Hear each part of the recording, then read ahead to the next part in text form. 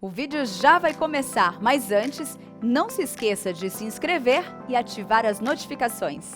Que alegria minha, irmãos, vocês não imaginam a alegria de estar aqui. É um amor mútuo, não é? Uma alegria tão grande estar aqui na Igreja Presbiteriana de Pinheiros. Vocês sabem muito bem a influência, o alcance que essa igreja tem hoje em todo o Brasil. Sem dúvida alguma, né? Talvez o case mais bem sucedido no Brasil de uso da mídia. Vocês estão de parabéns, não é? A gente continua ali como mineirinho, no queijinho mineiro, no pão de queijo, comendo pelas beiradas, né? Mas vocês vão longe e já passou, com certeza. É uma honra estar aqui, prazer muito grande estar com o pastor Sami, de ouvi-lo. Eu vi pela internet ontem à noite com um terno super legal. Eu admiro tanto o trabalho dele, do Hernandes não precisa falar, né? Um amigo tão precioso. Mas é uma honra estar aqui com vocês, muito feliz mesmo, muito alegre. Fiquei particularmente atraído pelo tema deste ano, de um avivamento que venha mexer mesmo com a nova geração, como a gente precisa, não é? Como a gente precisa, como a gente deseja um avivamento genuíno. Eu não sou nenhum especialista em avivamento, não é? Eu busco o avivamento, mas eu não sei dizer se o Brasil já viveu um avivamento, se o Brasil está vivendo um avivamento. As pessoas de fora ficam impressionadas com o que está acontecendo no Brasil. Eu não sei, mas eu sei que eu busco mais de Deus, porque eu entendo que se o nosso Deus é inesgotável em poder, em graça, em projetos, em plano, em desejo de salvar, então nós temos que ser insaciáveis na nossa busca, não é? Em recebê-lo cada vez mais. É um grande prazer estar aqui, que Deus continue abençoando não só a igreja de Pinheiros, mas cada um dos irmãos que veio participar dessa conferência. Com certeza tanta gente também nos assistindo agora, ao vivo, não é? Pela internet. Graças a Deus por isso, graças a Deus por isso. Eu quero pedir a você a gentileza de abrir a sua Bíblia em 2 Reis, no capítulo 9, do verso 1 ao verso 10. Queria, junto com você, ler esse texto tão intrigante, que me provoca tanto, que é aqui base para nós hoje conversarmos sobre o nosso tema. 2 Reis, capítulo 9, verso 1 ao verso 10. Eu vou ler na Nova Versão Internacional, você me acompanhe, por gentileza. A palavra do Senhor diz assim: enquanto isso, o profeta Eliseu chamou um dos seus discípulos dos profetas e lhe disse: põe a capa por dentro do cinto, pegue esse frasco de óleo e vá a Ramote Gileade. Quando lá chegar, procure Jeú, filho de Josafá e neto de Ninsi. Dirija-se a ele e leve-o para uma sala longe dos seus companheiros. Depois, pegue o frasco, derrame o óleo sobre a cabeça dele e declare: assim diz o Senhor, eu o estou ungindo rei sobre Israel. Então abra a porta e fuja sem demora. Então o jovem profeta foi a Ramote Gileade. Ao chegar, encontrou os comandantes do exército reunidos e disse: trago uma mensagem para ti, comandante. Para qual de nós? Perguntou Jeú. Ele respondeu: para ti mesmo, comandante. Jeú levantou-se e entrou na casa. Então o jovem profeta derramou o óleo na cabeça de Jeú e declarou-lhe: assim diz o Senhor, o Deus de Israel, eu o estou ungindo rei de Israel, o povo do Senhor. Você dará fim à família de Acabe, seu senhor, e assim eu, Senhor, vingarei o sangue dos meus servos, os profetas, e o sangue de todos os servos do Senhor, derramado por Jezabel. Toda a família de Acabe perecerá. Eliminarei todos os de sexo masculino de sua família em Israel, seja escravo, seja livre. Tratarei a família de Acabe como tratei a de Jeroboão, filho de Nebate, e a de Baasa, filho de Aías. E Jezabel será devorada por cães num terreno em Jezreel, e ninguém a sepultará. Então ele abriu a porta e saiu correndo. Vamos orar mais uma vez? Senhor amado, Deus querido, como nós te amamos, como amamos a sua palavra. Oh Espírito Santo, venha. Venha, Espírito Santo. Nós queremos, ó Deus, não só receber sua palavra, mas praticá-la. Ó Deus, recebê-la em nosso coração, viver. Deus, olha aqui, Pai, em São Paulo, um ajuntamento aqui, Pai, clamando por avivamento. Tem presbiteriano, tem batista, tem pentecostal, tem comunidades. É o teu povo, Senhor. E juntos nós estamos dizendo, oh Deus, vem sobre o nosso país, vem sobre nossa igreja, vem sobre a nossa família, vem sobre nossa juventude, Senhor, sobre as crianças. Traz, Deus, um livramento, e não só isso, mas um poderoso avivamento. Deus amado, vivemos uma fase tão preocupante, mas sabemos que o Senhor tem planos grandiosos, que o Senhor Deus está no trono, e o Senhor tem toda a história nas suas mãos. Nós sabemos que o Senhor tem um projeto lindo para esta nação. Nós andamos debaixo de promessas, Senhor, de sermos a maior nação missionária do mundo, de sermos, ó Deus, uma nação que teme ao Senhor, de vermos, Deus, nossos jovens, Pai, alegrando-se na sua presença. Por isso, Pai, nós pedimos, fala ao nosso coração e move pelo poder do Teu Espírito, Senhor. Vai além de nós, Pai, e, ó Deus, fala a cada um aqui, desvenda o nosso entendimento. É o que eu peço, eu oro, em nome de Jesus, amém. Sabe, irmãos, o texto que hoje eu trago aos irmãos representa, sem dúvida, uma época, talvez a mais sombria da história de Israel. Naquela época ali, pelos anos 870, 850 a.C., Acabe era o rei de Israel. Seu reinado, que era o 7º, havia desembocado numa idolatria terrível, uma imoralidade absurda, injustiças que a gente leu e vê, a gente fica com raiva de pensar, opressão, violência, coisa que Israel talvez nunca tinha visto antes. O grande profeta Elias foi levantado pelo Senhor e ele já tinha confrontado Acabe, confrontado Jezabel, por diversas vezes, você conhece a história. Mas quando chegou o tempo de Elias ser levado para o céu, o casal terrível, esse casal horroroso que desviou Israel, que afastou tanto Israel do caminho do Senhor, continuava no poder. Uma dinastia maligna. O país inteiro estava debaixo de uma influência horrorosa. Uma nação que gemia diante do Senhor. E Deus havia prometido ao profeta Elias que livraria Israel na próxima geração, através de Eliseu, seu sucessor. Um dia Deus falou para Elias, o seu sucessor, através do novo rei que eu vou levantar, o rei Jeú, homem que Deus havia escolhido, eu vou restabelecer justiça nessa terra. Então, quando Jeú foi ungido rei, Acabe já estava morto, seu filho tinha assumido o trono, mas Jezabel, a terrível feiticeira, ainda reinava em Israel, lá naquela cidade chamada Jezreel. Um dia o profeta Eliseu, como você leu comigo, enviou um dos seus discípulos super corajoso para encontrar Jeú lá na cidade onde ele estava, Ramote-Gileade, onde junto com outros comandantes eles estavam reunidos. Jeú recebeu uma unção e saiu daquela sala, contou para os seus colegas comandantes que estavam com ele, contou tudo que o profeta tinha dito para ele. Sabe o que eles fizeram? Imediatamente após receber aquela unção, ele saiu dali, cavalgou até a cidade onde Acabe, onde Jezabel estava, mataram o filho de Acabe, que tinha assumido o seu lugar, mataram também o rei de Judá, Jorão, entrou na cidade de Jezreel e mandou matar a Jezabel, aquela bruxa, viúva de Acabe, o pior rei de Israel. Bem, irmão,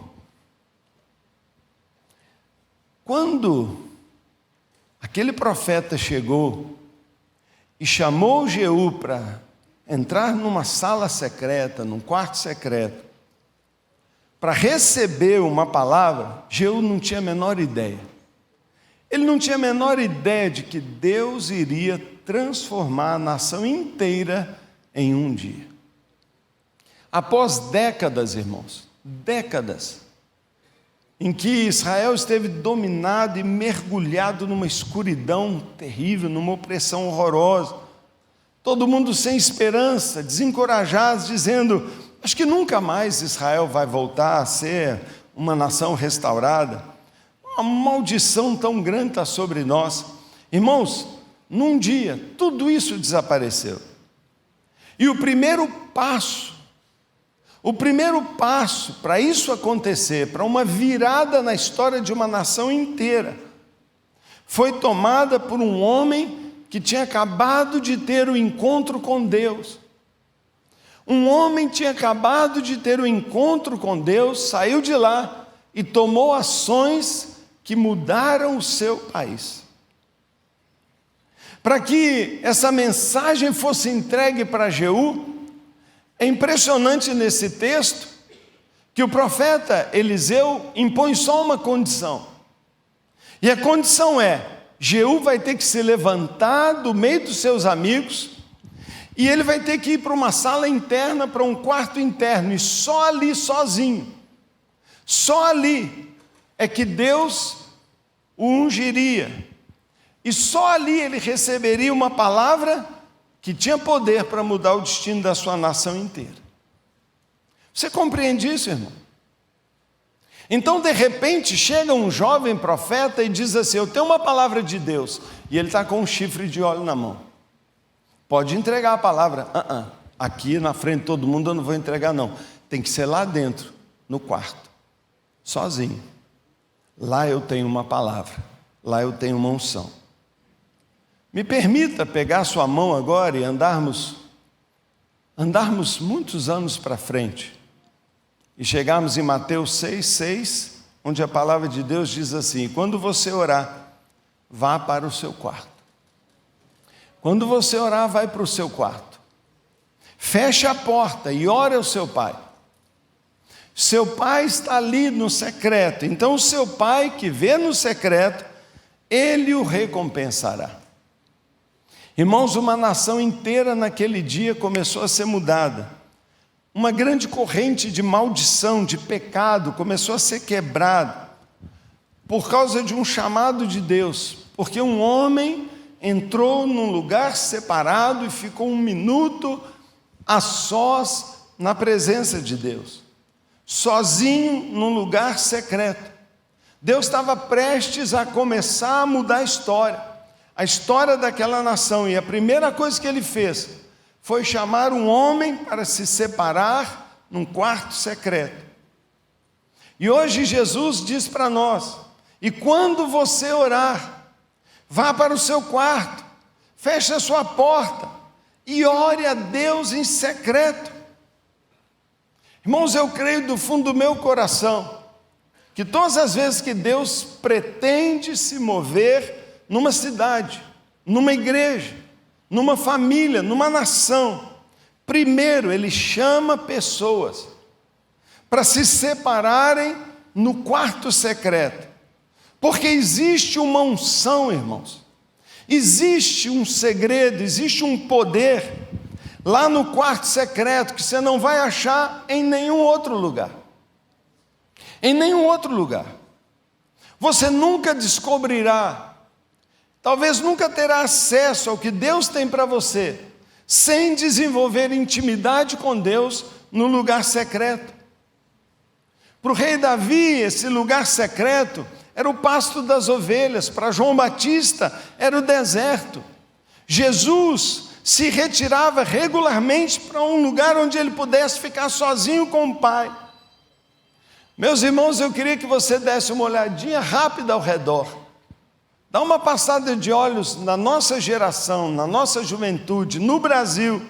E você vai ver que nós vivemos uma época que o momento que nós estamos vivendo chama a gente também a correr para um lugar secreto e clamar diante de Deus, e a buscar diante de Deus, e a entrar num lugar desse e dizer: Senhor, faz algo novo, Senhor.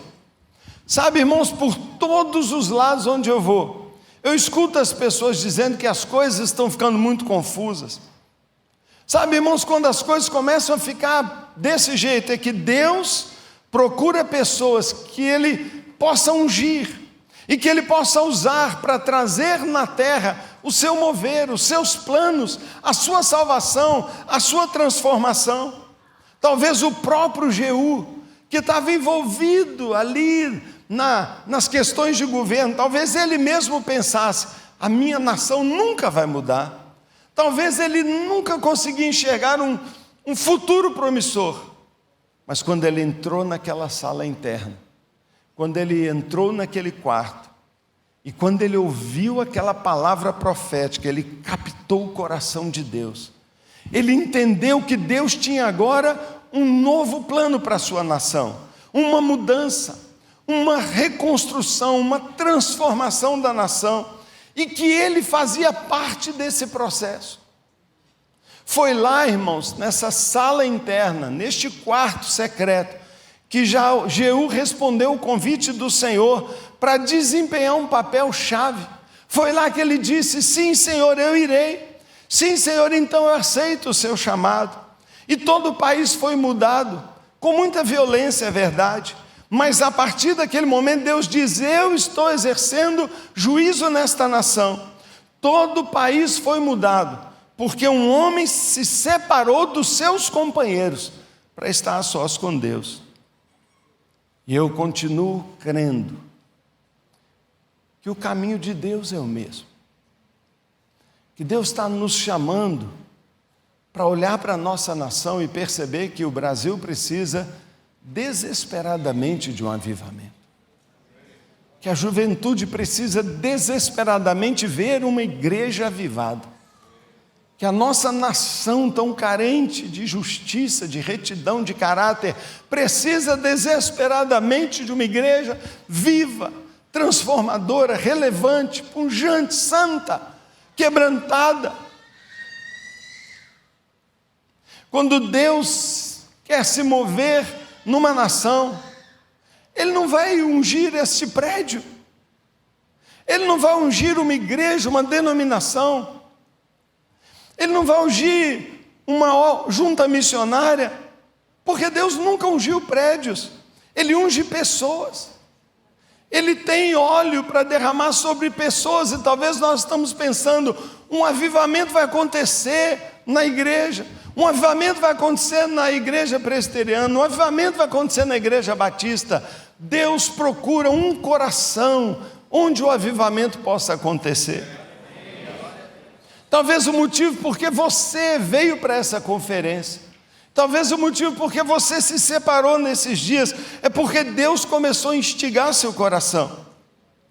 E talvez há algo muito incomum entre nós aqui, uma fome crescente de Deus. Talvez Deus tenha provocado algo no seu coração, algo que também acontece dentro de mim. Por quê? Porque eu creio que Deus quer operar grandes mudanças através da igreja dele. Você sabe o que Ian Bounds falou, um dos maiores escritores sobre oração? Ele disse: o que a igreja precisa hoje não é de uma organização melhor, nem é de mais dinheiro, mas de homens e mulheres que Deus possa usar. Homens são o método de Deus. A igreja está procurando por um método salvador, mas Deus está à procura de homens melhores. Sabe, irmãos, Deus quer se mover no Brasil, Deus quer transformar o Brasil, e o que Ele começa a fazer é que Ele está chamando pessoas, Ele está ungindo pessoas, e Ele está chamando pessoas, mas o que é requerido para Deus começar um mover novo é que nós respondamos ao chamado de Deus. Sabe, irmãos, talvez um dos maiores erros que nós temos cometido é pensar que de alguma maneira Deus chama algumas pessoas e não chama outras pessoas. É comum a gente ouvir pessoas dizendo assim: eu recebi meu chamado naquele dia, foi naquela conferência, foi daquele jeito. Outros dizem assim: eu não fui chamado para isso. Sabe, irmãos, se você está me ouvindo aqui, se você está aqui nessa sala, você está nos ouvindo pela internet, eu posso garantir para você que você é um chamado de Deus. Todos nós fomos chamados para servi-lo. Todos nós fomos chamados a nos dedicar à oração, a buscar intimidade com Deus, todos nós. A questão não é se você tem um chamado, a questão é a sua resposta. Eliseu mandou dizer: eu tenho uma mensagem para você, Jeú, mas o que é requerido de você é que você se separe, é que você atenda ao meu chamado, e que sozinho você entre num lugar secreto. E é por isso que o Senhor está dizendo lá em Mateus 22, 14, pois muitos são chamados, mas poucos são escolhidos. E muitos dizem: eu não entendo por que muitos são chamados e poucos escolhidos. Eu queria ser um escolhido, eu queria estar na categoria dos escolhidos. Deus, eu queria ser um escolhido, Deus, mas eu acho que eu não fui. Eu acho que o escolhido é o pastor Arival, eu acho que o escolhido é aquele irmão missionário. Eu não me sinto assim. Sabe, irmãos, se você prestar atenção naquela história de Jesus em Mateus 22, você vai ver que ele está contando a história de um rei que preparou um grande banquete para a festa do casamento do seu filho. E ele mandou que os seus servos saíssem e chamassem todas as pessoas, mas eles não quiseram vir. Você se lembra da história? Quem se lembra aqui na história? Você se lembra? Ele chamava as pessoas e todos tinham uma desculpa para não ir no casamento. E o rei então envia o convite para todos eles, prepara os bois, os novilhos, tudo estava batido e preparado, mas eles não quiseram vir, e um por um apresentou razões e desculpas. Eu não posso ir. Na terceira vez, o rei enviou mensageiros e disse: então agora chama qualquer pessoa, qualquer pessoa. Ele chegou lá e disse: quem quer vir para o banquete? Os convidados não quiseram vir. Sabe, irmãos, isso me faz lembrar uma vez que eu ainda era jovem na igreja, tínhamos um pastor missionário, e missionário com pouco dinheiro, ele estava se mudando de Belo Horizonte, e ele veio pregar na igreja, e ele então fez uma mensagem dizendo: olha, eu vou fazer minha mudança, eu estou indo para o Nordeste, e eu precisava de uns jovens que me ajudassem a fazer a mudança dos meus móveis, colocar no caminhão para eu poder partir. Eu me lembrava que ele morava no 11º andar de um prédio super simples. Eu fiquei imaginando a qualidade do elevador daquele prédio. Eu falei: não vai dar aquele piano de cauda. Eu já pensei, e eu fiquei quieto. E ele insistia, e ele falava: quem gostaria de ir comigo? Quem poderia ir comigo? Sabe, irmão, ninguém levantava a mão. E eu fui ficando tão constrangido que eu falei: puxa, ninguém vai ajudá-lo. E aí, muito assim, a contragosto, eu levantei minha mão, e ele falou assim: o Paulo está escolhido. Sabe, irmão, eu não fui escolhido nada. Eu não tive como escapar. Agora você nota que todos foram chamados, mas só eu levantei a mão. E porque eu levantei a mão, depois 3 amigos levantaram, fomos nós 4. Foi a pior coisa que nós fizemos na vida. Até hoje eu me arrependo. Mas aquilo me ensinou uma lição tão profunda. Sabe, irmão, o Brasil precisa tanto de um avivamento. O Brasil precisa tanto de alguém que se separe num lugar secreto para começar a orar e clamar a Deus por essa nação. Deus tem chamado todos nós, está aqui o convite da palavra de Deus. Feche a sua porta. Muitas pessoas me perguntam: pastor, como você encontra com Deus? Como Deus fala com você? Eu falei: está lá no quarto todo dia. Basta eu fechar a porta e Ele está lá, é garantido, Ele prometeu. E Ele fala comigo lá naquele lugar secreto. Mas você não levanta a mão. Levante a sua mão e que Deus vai dizer: eu te escolho, eu te escolho, eu te escolho. Irmão, muitas vezes nós estamos entendendo o que Deus quer fazer na nação, mas nós temos as nossas desculpas. Nós temos uma agenda tão cheia, nós temos tantas coisas para fazer que eu chego à conclusão que o maior impedimento para um mover maior de Deus na nossa nação é o estilo de vida que a gente leva, sem tempo para nada. Eu não sei se você já percebeu que antigamente eu cumprimentava uma pessoa e falava assim: "Ei, irmão, como é que está?" Ele falava assim, antigamente: "Eu estou bem", ou "Eu estou mal". Hoje não é mais assim, mudou tudo. Hoje, quando você pergunta para qualquer pessoa: "Como você está, irmão?" Ele fala: "Muito ocupado. Muito ocupado. Nossa, eu estou muito ocupado, não tem tempo para nada." E essa virou a desculpa principal. Nós queremos um mover sobrenatural de Deus, mas nós não temos a disposição de levantar a mão e falar assim: "Eu irei." Quando o profeta chegou e falou assim: "Jeú, eu tenho uma palavra para você, mas o que é necessário é que eu vou entregá-la lá dentro para você." Se ele falasse assim: ou é aqui, ou então, não, fala lá no meio de todo mundo, é só para você. É só para você. Sabe, muitos foram chamados, mas às vezes um só é que está escolhido.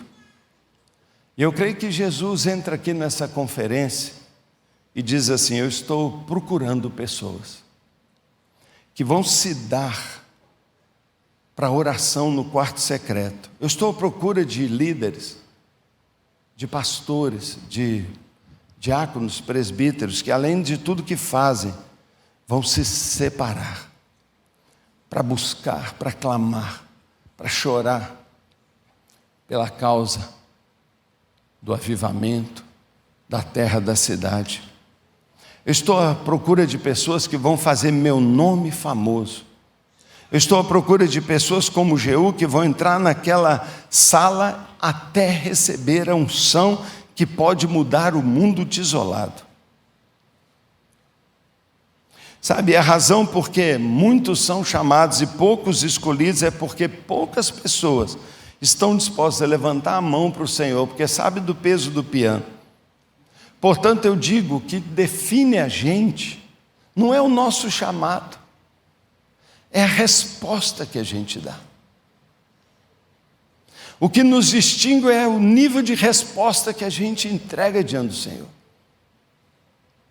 E eu olho aqui, e eu não fico procurando uma auréola, um dom, uma mega qualificação, para imaginar que um avivamento vai surgir na casa do fulano, na igreja do Beltrano. Eu creio que qualquer um que levantar sua mão e falar: "Senhor, eu estou queimando de amor, eu estou desesperado por isso, eu pago qualquer preço, Senhor. Mas por favor, salva minha família, aviva a minha igreja, transforma a minha denominação, muda meu país." Sabe, irmãos, é levantar a mão para Deus, é dizer: "Sou eu", e não transferir isso para outra pessoa. Deus está chamando uma geração agora, aqui no Brasil, que esteja disposta a se separar para a oração no lugar secreto, para se dar inteiramente para Deus e para dizer: "Senhor, através de mim eu quero um mover novo na minha igreja." Decida hoje estar na turma dos escolhidos, irmãos. Decida estar na turma dos escolhidos, porque chamado todo mundo é. Toda a igreja é chamada. Esteja disposta a dizer: "Sim, Jesus, eu vou te encontrar no quarto secreto todo dia." Por isso que Jesus diz: quando você orar, vá para o quarto secreto, porque o Senhor está lá. O Senhor está lá. Sabe, irmãos, há uma unção que pode mudar nações e você só encontra ela num lugar. Você pode ir a cultos, você pode participar da conferência aqui, você pode ir lá para os Estados Unidos, você pode ir para Jerusalém, lá no Monte das Bem-aventuranças. Você pode ir para onde você acha que o mover está acontecendo, você pode ir para a Coreia. Você pode procurar em toda parte, mas você nunca irá encontrar em lugar nenhum. Porque eu creio que Deus já escolheu o lugar onde Ele aviva a gente. O lugar é na sua presença, no quarto secreto. É no lugar secreto que Deus começa a revelar a sua história. Sabe, irmãos, quando o Jeú entrou naquela sala, ele tinha uma determinada visão sobre a nação dele. Quando ele saiu de lá, ele tinha uma ideia completamente diferente. E sabe o que eu tenho notado? Que tem pessoas que estão abraçando narrativas por aí.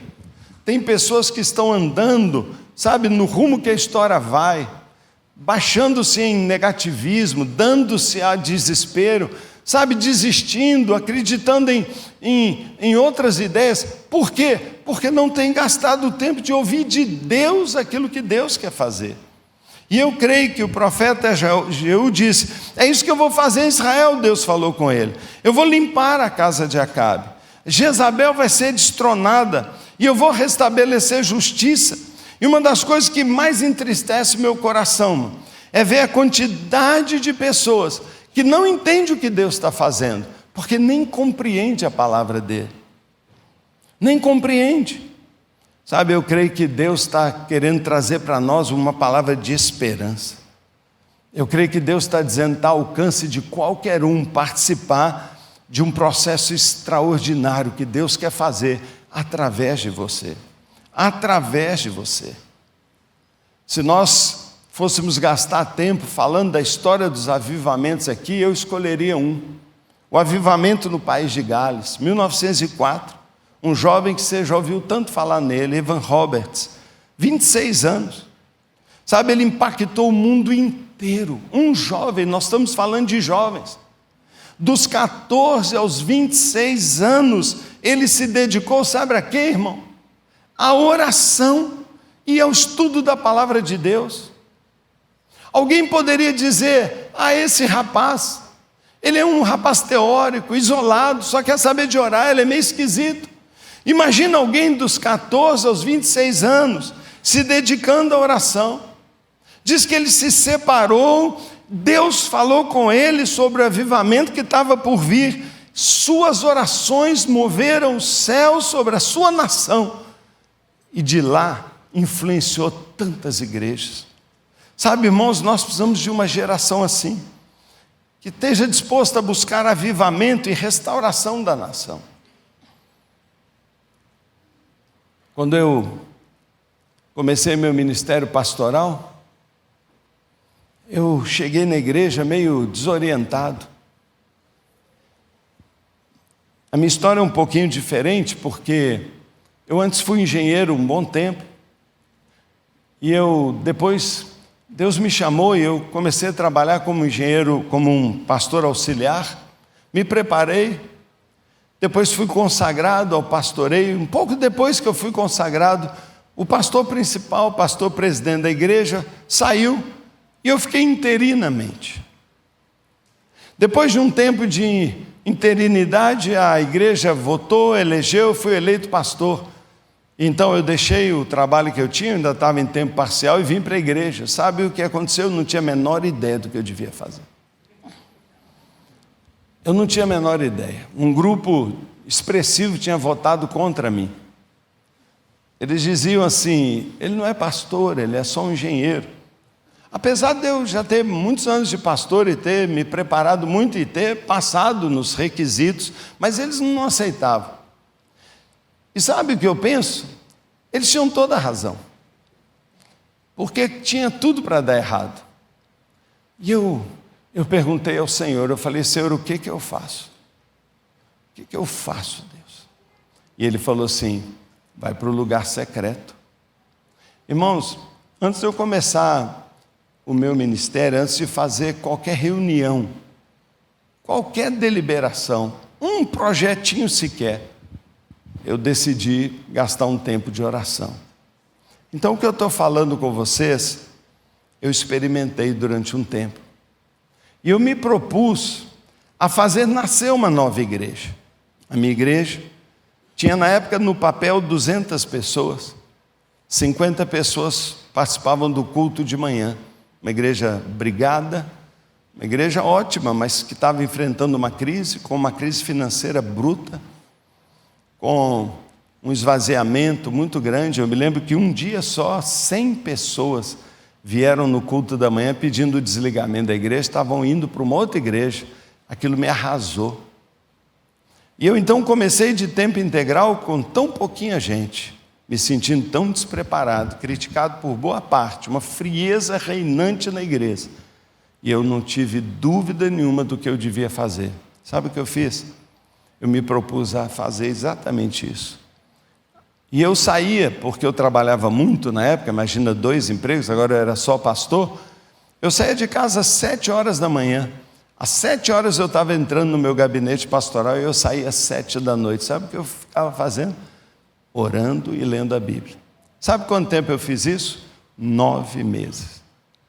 Eu fiquei 9 meses, eu não fui a nenhum lugar, eu não visitei nenhuma igreja, eu não fui a nenhuma reunião, eu não fiz nenhum curso, eu não fiz mais nada. Eu entrava, orava e lia. E sabe o que aconteceu? Ali Deus, exatamente como essa história, começou a revelar, não falado, mas sentido, como se fosse assim uma paz, uma direção, uma clareza. Irmãos, quando nós terminamos esse período, Deus começou a se mover de uma maneira tão linda na igreja. Deus começou a despertar a igreja de uma maneira tão impressionante. Sabe, a mesma pregação que eu já tinha pregado antes, lá para trás, eu pegava de novo, começava a pregar, e a repercussão era tão poderosa. Pessoas choravam. Eu me lembro um dia que eu tinha chegado, para a igreja há pouco tempo, e eu estava orando, e Deus me falou, aquela palavra que eu te dei uma vez, prega ela de novo. Nosso culto começava às 7 da noite, era 3 horas da manhã, e a igreja não tirou pé. Sabe o que a igreja fazia? Chorando.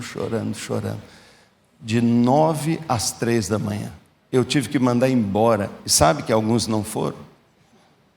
Então hoje, nós experimentamos mesmo um crescimento tão marcante.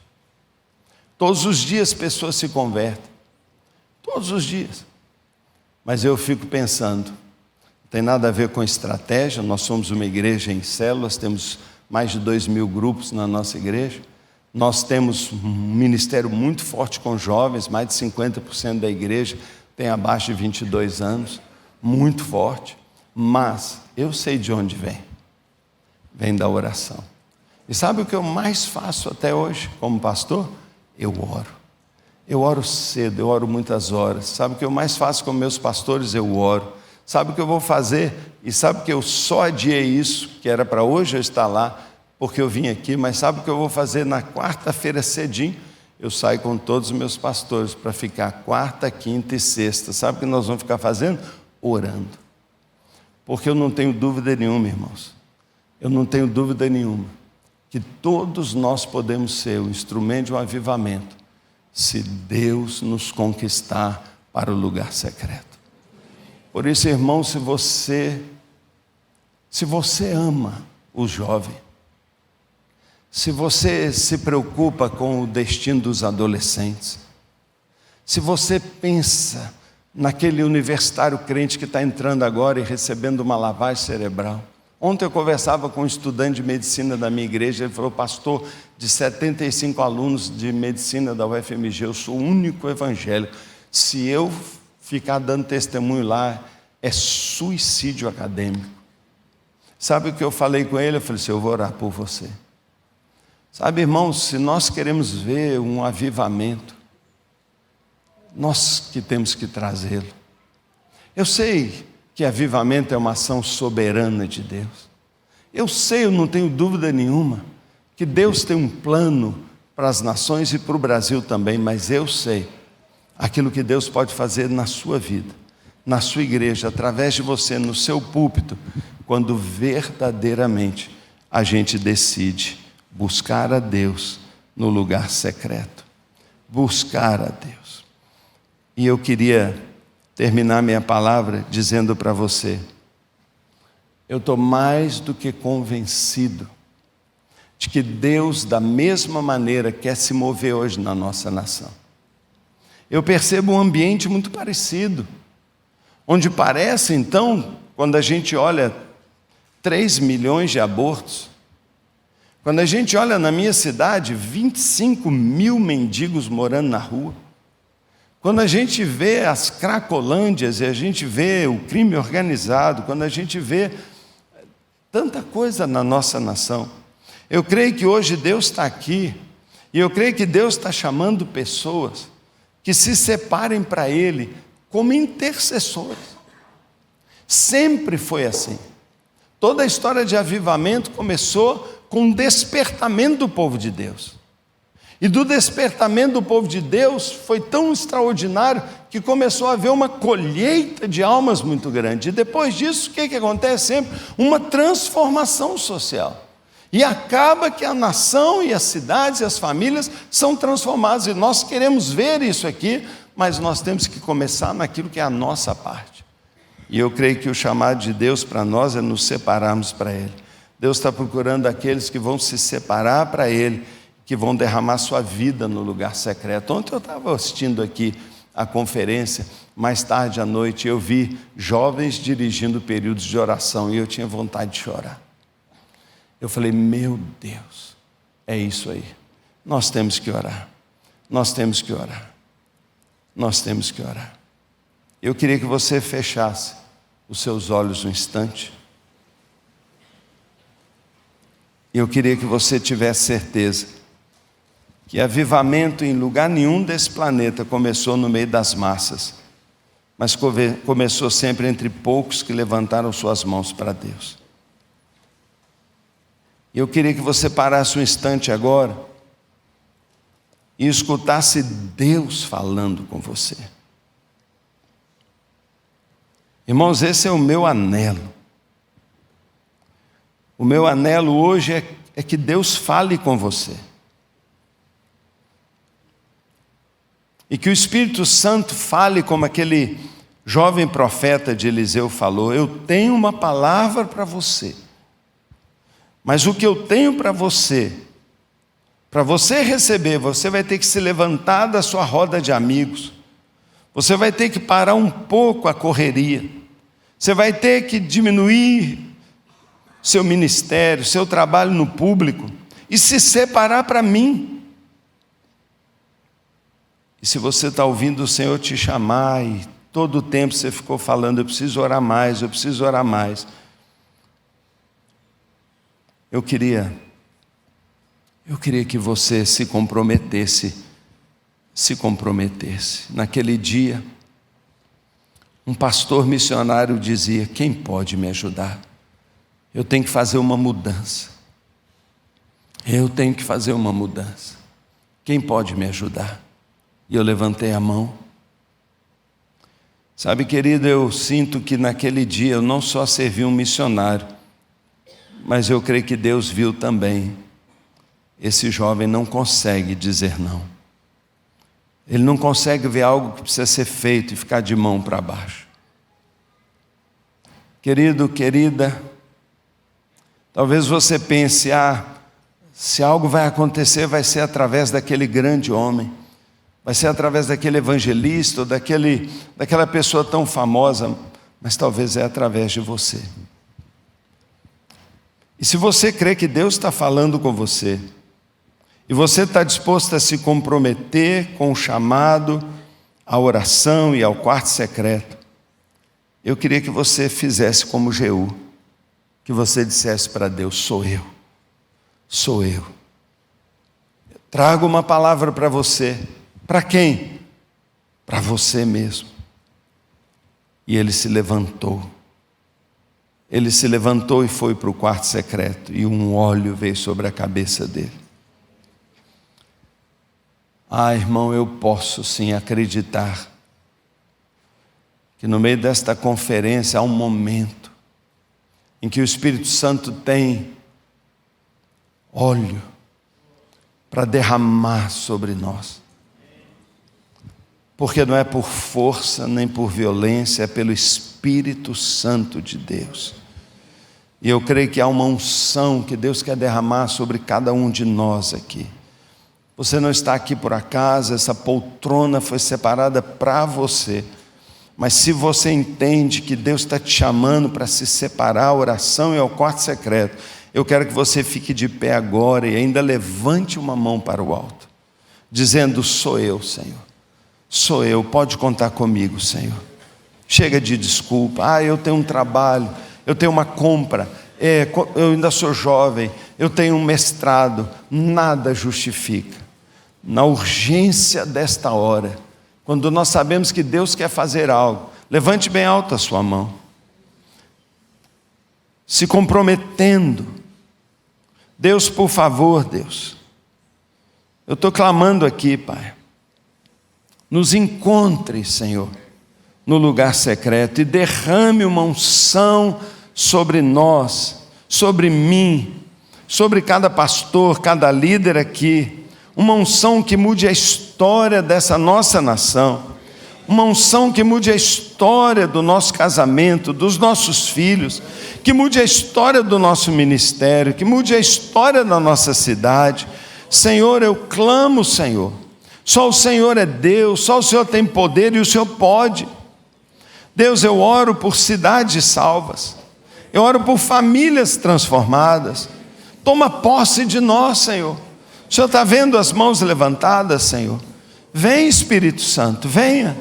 Venha, Espírito Santo, olha o clamor da tua igreja. Senhor amado, eu creio mesmo que não há nada mais estratégico que nós podemos fazer, Senhor. E eu peço, Pai, em nome de Jesus, que o Senhor receba essa consagração aqui, Pai.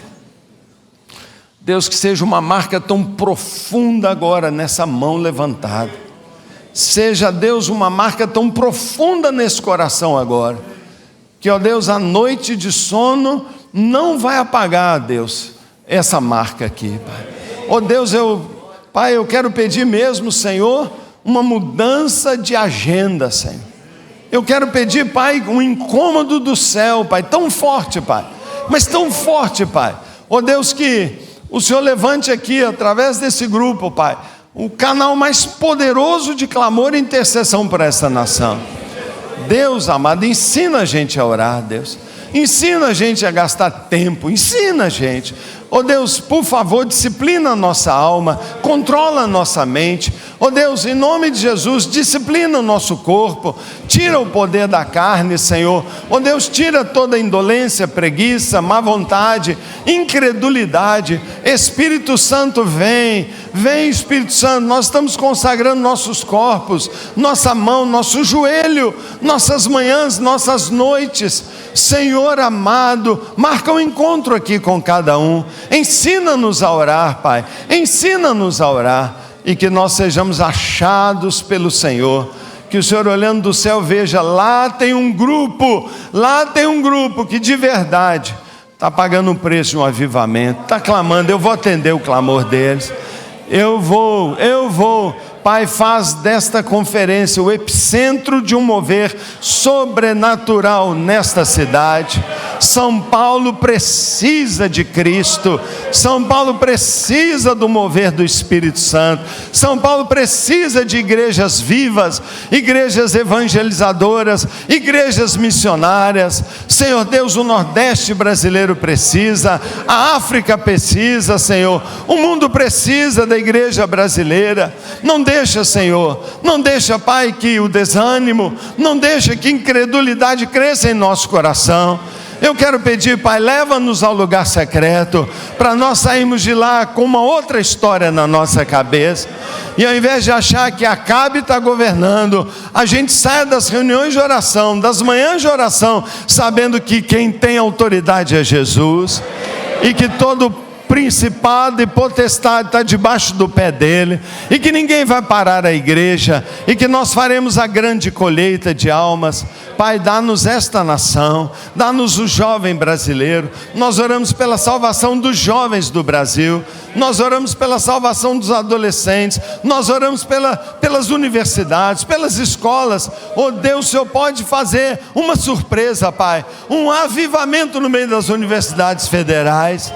Oh Deus, o Senhor pode fazer isso aqui na USP, Pai. A USP pode se transformar numa universidade missionária, Pai. Oh Deus, nada é impossível para o Senhor, nada é impossível, Pai. Cada jovem nosso pode ser um missionário estudantil, Pai. Oh Deus, cada adolescente pode ser lá no seu clube uma testemunha. Senhor Jesus, eu peço, remove a incredulidade, tira o negativismo, Pai.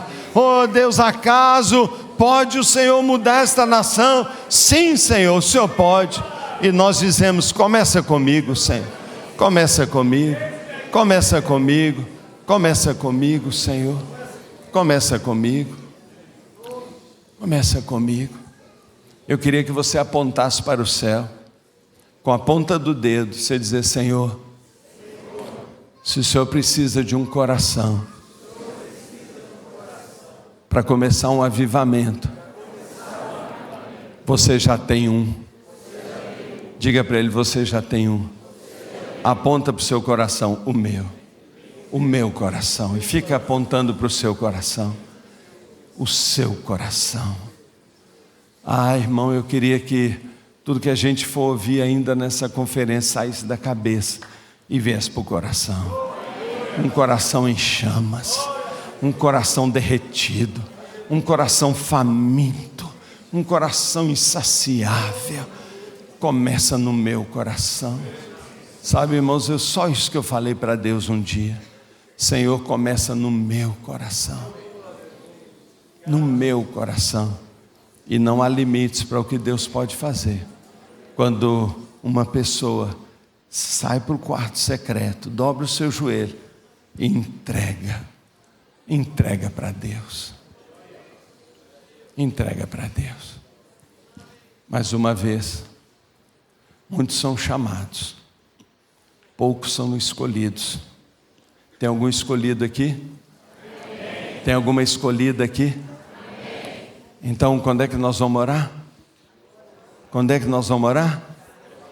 Toda hora, todo dia, todo dia. Que coisa, hein? Você não pensou que um pastor viria de Belo Horizonte para falar na conferência de avivamento com todas essas pessoas, para falar para você: ore. Eu quis tanto não falar essa palavra, mas eu tive tanta convicção de Deus, desde ontem. Porque não existe outro caminho, irmão. Não existe outro caminho. E quando a maioria diz: não estou ocupado, estou ocupado. Deus te escolheu. E Deus te escolheu. E Deus te escolheu. Significa que Ele aprecia a sua oração. Ele tem prazer que você o busque. Quando você se apresenta diante dEle, Ele ama. E vocês dois, juntos, podem formar, explosão espiritual. Não duvide do que Deus pode fazer. E ainda mais quando Deus tem canais tão poderosos, missionários, de comunicação como nessa igreja. Vocês acham que aqui não pode ser o local onde nós há tantos anos estamos esperando um grande avivamento no Brasil? Não pode ser aqui. Por que não? Você está delegando para outro?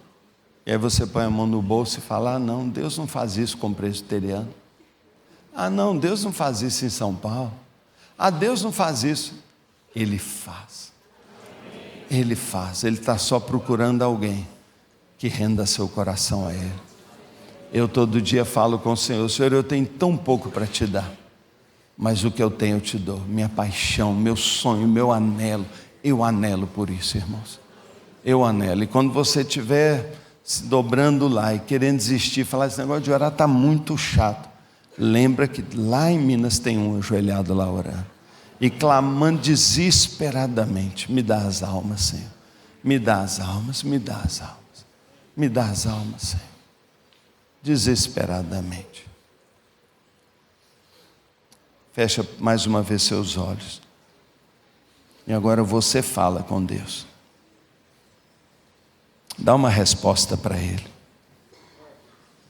Fala você mesmo. Você tem uma história com Deus. Eu nem sei quem você é, mas Deus sabe.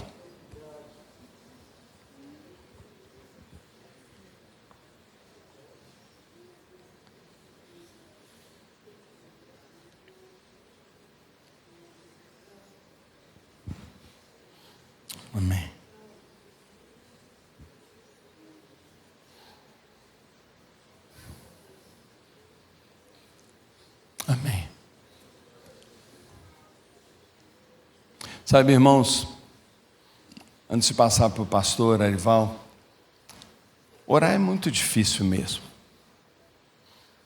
E sabe o que eu tenho aprendido? Jesus falou, olha, no mundo você vai ter aflição, mas tem de bom ânimo, eu venci. Dor nós vamos ter mesmo. Só que você vai escolher a sua dor. Eu falo sempre isso para o pai. Educar um filho dói. Mas ter um filho depois deseducado e perdido dói muito mais. Você só tem que escolher a dor. Estudar dói para o estudante. Mas é pior perder o ano. Todo mundo formar na faculdade e você levou bomba. Investir no casamento, olha, dói. Ainda mais lá em casa que eu lavo louça dessa altura assim. Você não sabe como é que é duro lá. Vive lotado de gente. Mas a dor de uma separação, de um casamento destruído, é muito pior. Orar é difícil, irmão. Mas não orar, entregar o nosso país na mão de demônios, de Jezabel, entregar nossos filhos, nosso neto, você vê ele se perdendo, nossos amigos. Irmão, isso é muito pior, irmão. Então escolhe a disciplina de uma vida de oração ao invés do arrependimento depois dizendo, por que eu não orei? Escolhe, irmão. E quando Deus vê a sua escolha, Ele responde do céu. E as nuvens já estão pesadas. Você está vendo? A nuvem já está pesada. É só você cutucar que vai derramar. É só você cutucar que vai derramar. Como naquelas festas de criança. Deus já botou um balão aqui cheio de bênçãos. É só você estourar que as guloseimas vão cair. E Deus vai abençoar a igreja. Clame ao Senhor e a resposta virá. E você vai viver um poderoso avivamento. Amém.